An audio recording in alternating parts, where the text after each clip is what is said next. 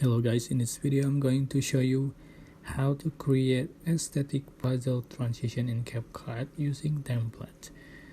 So tap on template and just type on search bar aesthetic puzzle transition and select the first one.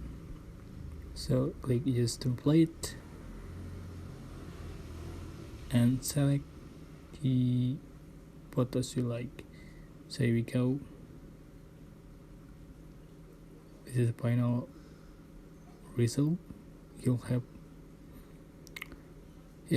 are just going to export to save to device or share to TikTok.